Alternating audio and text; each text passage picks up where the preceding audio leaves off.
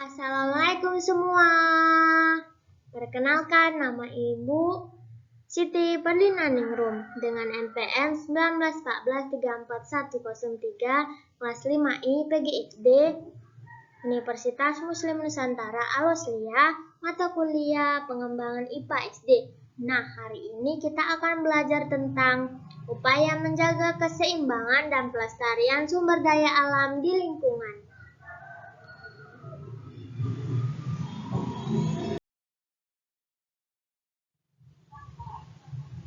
Dengan tujuan pembelajaran, dengan mengamati video pembelajaran tentang pentingnya menjaga keseimbangan dan sumber daya alam, siswa mampu menguraikan bagaimana pentingnya sikap menjaga keseimbangan dan pelestarian sumber daya alam agar mampu diterapkan di lingkungan sekitar peserta didik.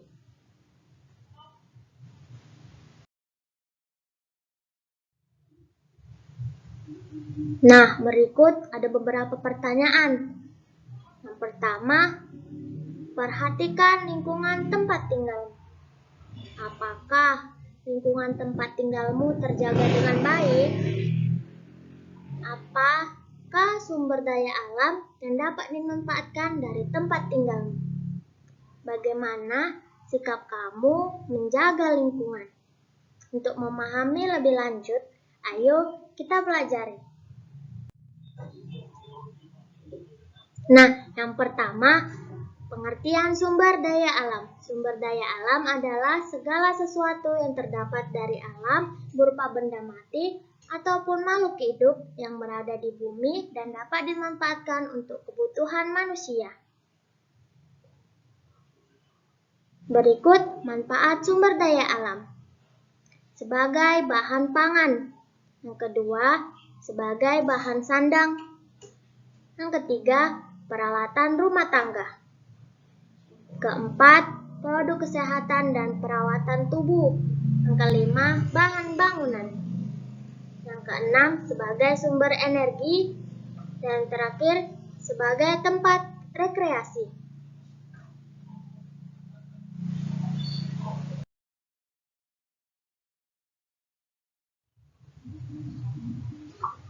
Berikut jenis-jenis sumber daya alam. Sumber daya alam berdasarkan jenisnya terbagi dua. Sumber daya alam hayati, yaitu sumber daya alam yang berasal dari makhluk hidup. Contohnya, hewan dan tumbuhan. Yang kedua, ada sumber daya alam non-hayati. Sumber daya alam non-hayati adalah sumber daya alam yang bukan berasal dari makhluk hidup. Contohnya, batu dan air.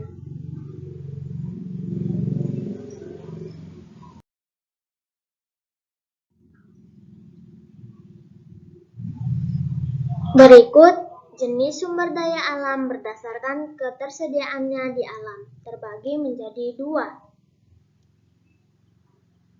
Yang pertama, sumber daya alam dapat diperbarui. Sumber daya alam yang dapat diperbarui adalah sumber daya alam yang akan tersedia di alam meskipun digunakan terus-menerus. Yang kedua, sumber daya alam yang tidak dapat diperbarui. Sumber daya alam yang tidak dapat diperbarui adalah sumber daya alam jika digunakan terus-menerus akan habis. Nah, berikut contoh gambar sumber daya alam yang dapat diperbarui dan tidak dapat diperbarui. Yang diperbarui ada sinar matahari, air, tumbuhan, angin, dan tanah. Dan tidak dapat diperbarui ada minyak bumi, batu bara, gas, dan nuklir.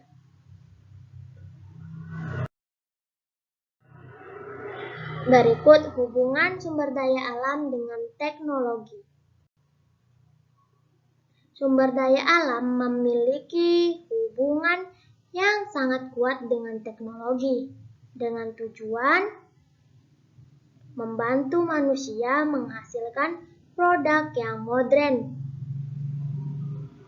Contohnya, kain tenun sutra. Berawal dari ulat sutra, kemudian berubah menjadi kokon atau kepompong. Nah, kepompong inilah yang digunakan sebagai bahan kain tenun sutra. Kokon dipanen oleh peternak sebelum ulat sutra menjadi kupu-kupu. Kemudian kokon direbus, setelah itu dikeringkan, masuk ke tahap pengelosan atau penggulungan benang-benang menjadi gulungan besar dengan menggunakan alat seperti roda. Nah, selanjutnya ada tahap penghanian, yaitu tahap penggulungan secara lebih rapi lagi dengan sejajar dengan dibantu oleh alat yang lebih canggih dan menjadi gulungan yang lebih kecil. Masuk ke tahap pencucuan atau pewarnaan. Di sini kokon diberi warna sesuai yang diinginkan. Kemudian masuklah ke penenunan. Ini tahap kain sutra dibuat dan hasilnya ada di tahap 8.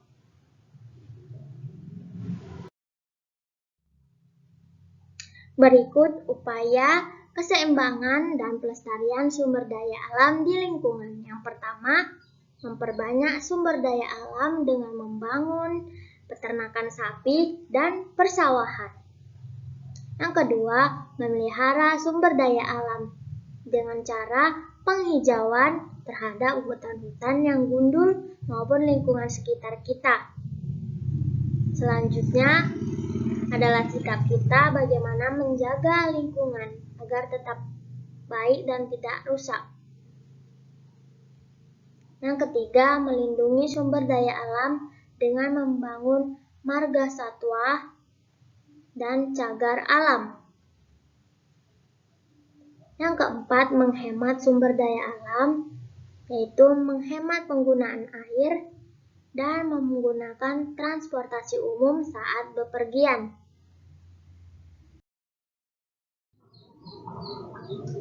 Nah, baik.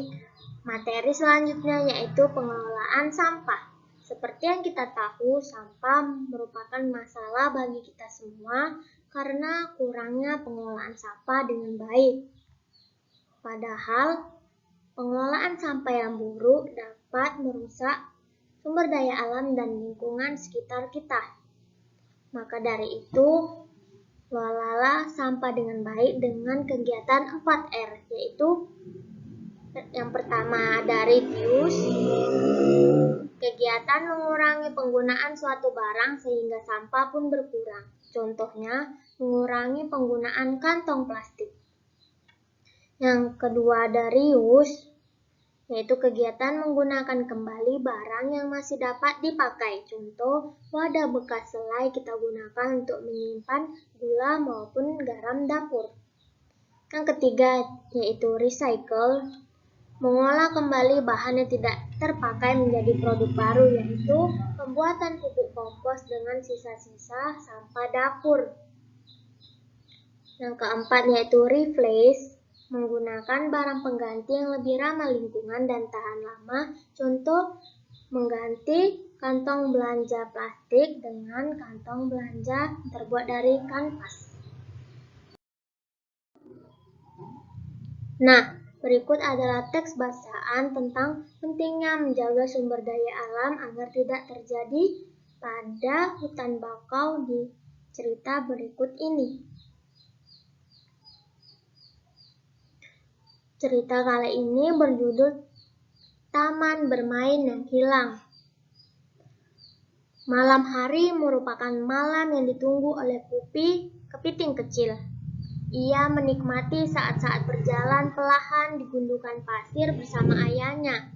Mereka menanti datangnya air pasang yang akan membawa mereka ke dunia yang berbeda. Ya, Pupi selalu menanti saat-saat mereka terhempas oleh air pasang, lalu tiba di hutan bakau. Nanti di sana, ia pasti akan bertemu dengan teman-teman kecilnya yang lain.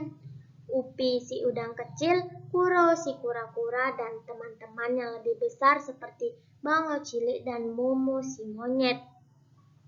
Di antara akar bakau, mereka bisa bermain kejar-kejaran, peta umpet, atau tidur di sela akar yang melintang. Seru sekali saat-saat itu. Ada kalanya mereka berpisah, terbawa oleh pasang surut, kembali ke laut bebas. Namun, suatu hari mereka bertemu lagi dan bermain bersama lagi. Suasana di hutan bakau tentu berbeda dengan suasana di laut lepas. Airnya pun berbeda, tidak asin seperti air laut, tetapi tidak juga tawar. Kupi tidak tahu apa namanya, berbeda, tetapi Kupi dan teman-teman tetap bisa bermain dengan nyaman.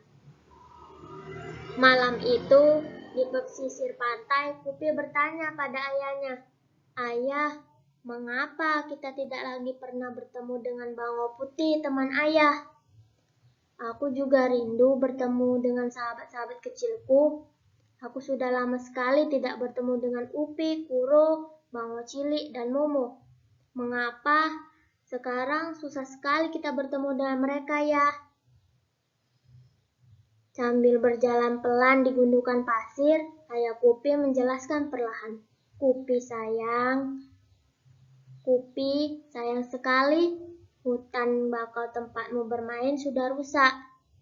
Saya dengar dari paman nelayan, manusia di pesisir pantai sana ingin membuat bangunan-bangunan yang tinggi menjulang. Mereka butuh lahan yang luas. Mereka menebang habis hutan bakau. Mereka membangun gedung tinggi menjulang ke langit di atas taman bermainmu itu. Saya menjelaskan perlahan. Sesungguhnya ia tak ingin Kupi sedih, tetapi bagaimana lagi? Ayah tak ingin Kupi terus menanti tanpa kepastian. Kupi tertunduk sedih. Pupus sudah harapannya bertemu lagi dengan sahabat-sahabat kecilnya. Mengapa manusia begitu jahat, ayah? Mengapa manusia tidak memikirkan kita, makhluk kecil di pesisir pantai? Mengapa manusia hanya memikirkan dirinya sendiri? Kupi meratap pelan namun penuh amarah. Ayah ingin menenangkan hati Kupi. Ia menambahkan, sebenarnya ketika hutan bakau tempatmu bermain ditebang, manusia pun menerima akibat buruknya. Kupi, air laut akan semakin mudah mencapai daratan. Tidak ada lagi pohon bakau yang menahan.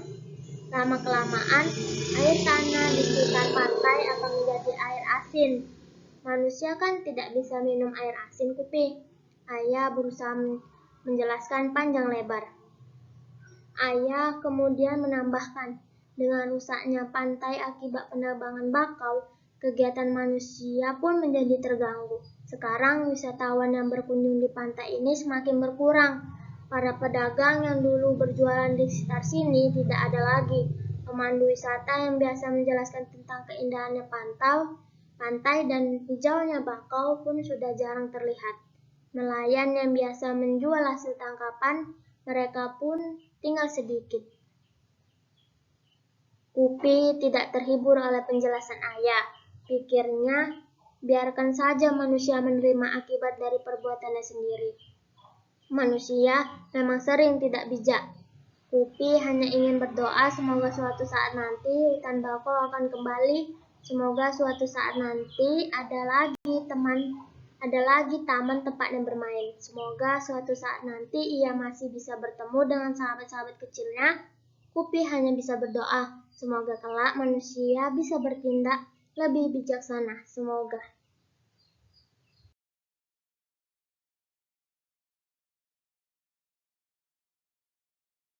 Baik anak-anak semua, sekian materi tentang upaya keseimbangan dan pelestarian sumber daya alam di lingkungan. Semoga apa yang telah Ibu sampaikan membantu pemahaman kalian tentang sumber daya alam di lingkungan. Ibu akhiri dengan kata terima kasih dan wassalamualaikum warahmatullahi wabarakatuh. Sampai jumpa.